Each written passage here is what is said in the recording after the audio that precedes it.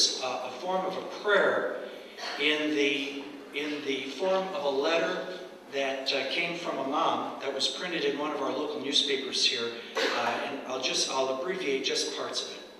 It's from a Pamela Macaluso in Geneva. In my heart, I carry a great and profound amount of respect and gratitude for Judge Doyle and for all who are involved in this blessed gift called the drug court. Drug addiction is like a cancer. It eats you up inside, it depletes your soul, and you desire to merely exist. Before anyone decides to take a seat in passing of judgment court, I would like to ask you to first drive your car to the west side of Chicago, park a few blocks from drug corners, and walk the streets looking for your son or your daughter. Look at rat-infested buildings, the boarded up windows, and the wet spots on the sidewalks where some dope-sick person has just vomited because he couldn't get his fix fast enough. Smell the air because it smells like decaying flesh. And if you're brave enough to walk through drug jungle, as I did myself, looking for the person that was once my son, you can look into the eyes of the lost, helpless, hopeless, gray-skinned, hollow-eyed, walking dead, zombie-looking, alienated people of all ages. Yes, I walk those streets at night alone, looking for my son, crying and praying, not knowing if I would ever even make it back to my car alive. My son stood.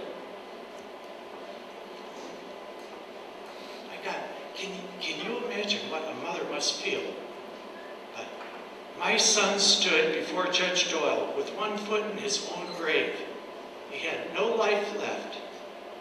In his eyes, no self-control, physically, mentally, and emotionally dead. He wanted to die and was there, and there was no reason to live.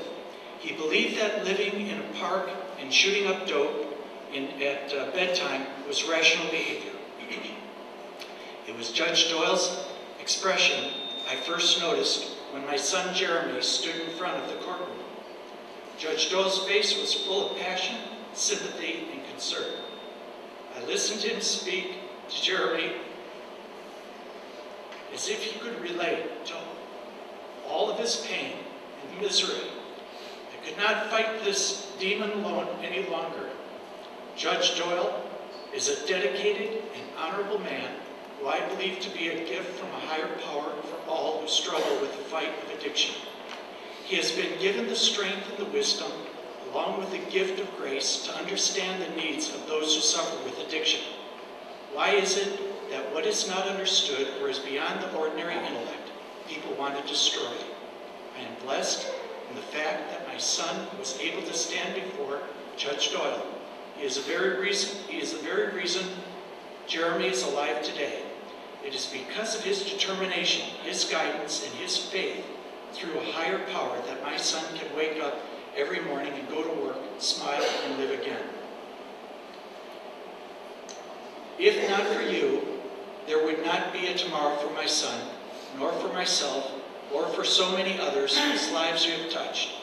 Although the drug-addicted participants of Judge Doyle's program do not have to retain an attorney to represent them before the court, they do learn to become self-sufficient, tax-paying citizens who do not depend on the system of the state to become their caretakers.